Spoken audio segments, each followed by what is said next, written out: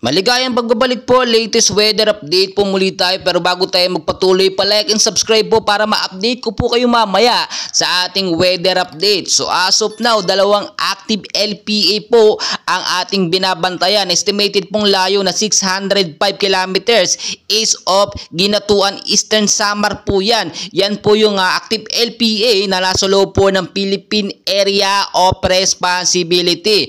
Ito naman pong nasa labas ng PAR, no, ay meron pong estimated na layo nga 2,495 kilometers east of Mindanao po yan. So dalawang active LPA po, dalawang posibleng maging bagyo. Hindi po natin inaalis yung mga posibilidad na itong dalawang active LPA ay maging isang ganap na bagyo. Yung nasa loob po ng PAR ay may mahinang epekto na nga po sa ilang bahagi po ng silangang Mindanao, at nararamdaman po natin yan sa ilang bahagi po ng Mindanao, no?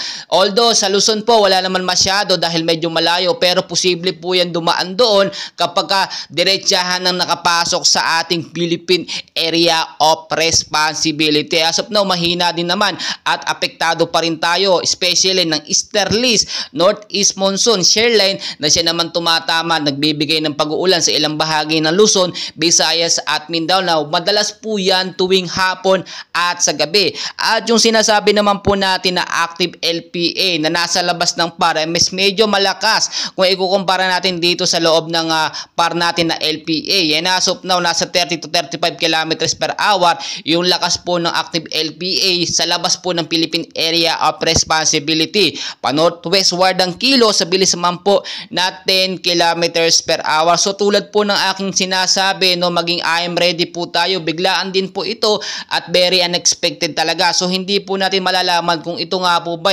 magiging isang ganap na bagyo within 24 to 48 hours dahil mabilis po nagbabago ang lakas ng kanyang hangin, no, at mabilisan din lumalapit sa ating Philippine Area of Responsibility. Kung ito naman pong active LPA sa loob ng PAR ay hindi maging isang ganap na bagyo, asahan nyo pong dadaan yan dito sa bandang Visayas at sa bandang Luzon at magbibigay ng medyo mahina lamang siguro na pag-uulan sa ilang bahagi po ng ating bansa dahil sa extension na rin ng active LPA nung nasa labas po ng PAR. Tulad ng aking sinasabi, maging I am ready po tayo at mag-ingat yung mababang lugar po sa Metro Manila na lagi pong binabaha. Ngayon pa lamang po, linisin na natin yung mga estero, mga kanal na laging nakabara yung mga basura, nagiging main cause nga po ng pagbabaha.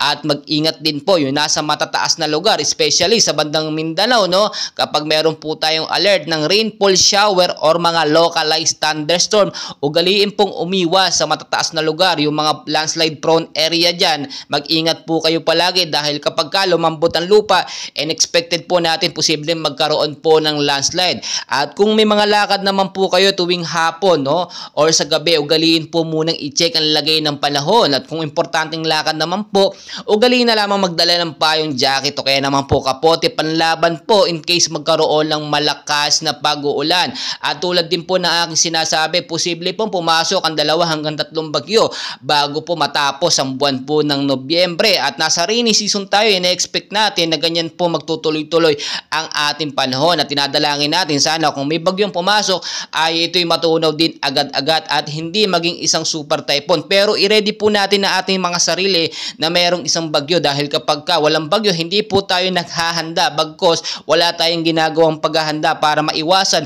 yung agarang sakuna, yung pagbabaha, landslide po kung sakaling magkaroon ng sama ng panahon. So patuloy ko po kayo i-update, and please pakiusap po, no, huwag niyo pong kalimutan mag-like and subscribe bilang suporta at para ma-update ko po kayo mamaya sa lagay ng ating panahon. Maraming salamat po.